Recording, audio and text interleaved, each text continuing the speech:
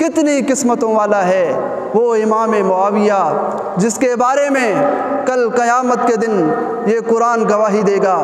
اللہ جب بھی یوں قرآن نازل ہوتا تو کائنات کے امام محمد رسول اللہ امام معاویہ کو بلا کر یہ کہتے، معاویہ آج یہ آیت اتری ہے، اس آیت کو فلاں آیت کے بعد فلاں آیت سے پہلے فلاں صورت میں لکھنا ہے، فلاں رکوع میں لکھنا ہے۔ کتنی قسمتوں والا ہے وہ امام معاویہ جس کے بارے میں یہ زمین گواہی دے گی۔ اللہ معاویہ اتنا خوش قسمت تھا کہ یہ دنیا کے اندر رسول اللہ کا سالہ بنا تھا۔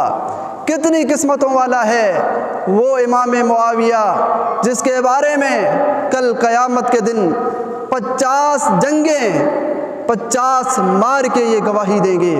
اللہ معاویہ وہ تھا جو تیرے رسول کی رضا کے لیے اس نے 50 مار کے یہودیوں سے کفار سے کیے تھے۔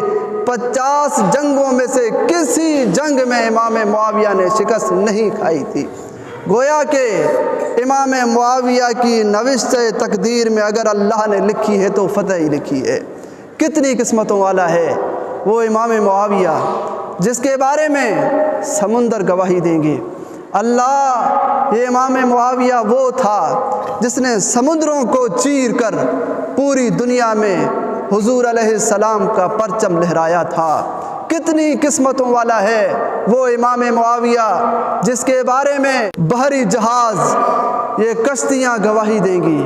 اللہ اگر دین کے فروغ کے لیے، دین کو مشہور کرنے کے لیے، اگر اللہ تیری رضا کے لیے، جہاد کے لیے سب سے پہلے اسلام میں اگر ہمیں وجود دیا تھا تو امام معاویہ نے دیا تھا۔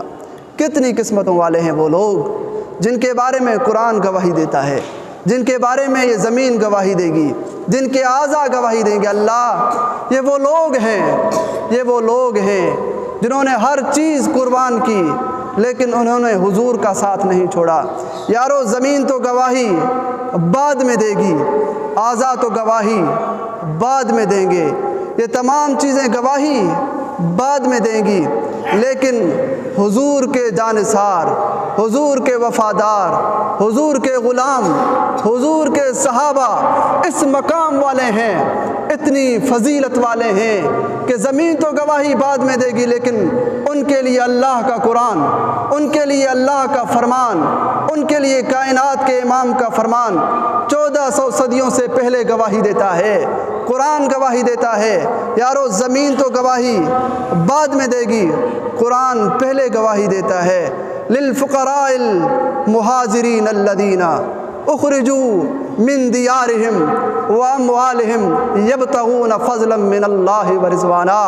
اللہ یہ حضور کے دیوانے اگر دنیا کے اندر فقیر بنے تھے، اگر انہوں نے دنیا کے اندر اپنا گھر چھوڑا تھا، اگر انہوں نے مال چھوڑا تھا تو صرف اور صرف ان کا مقصد یہ تھا یبتغون فضلا من اللہ ورضوانا کہ ہم سے اللہ راضی ہو جائے۔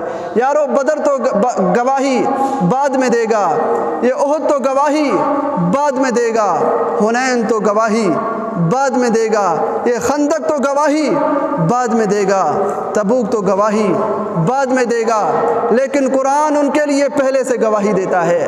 الذین یقاتلون فی سبیلہ صفا کانہم بنیان مرصوص۔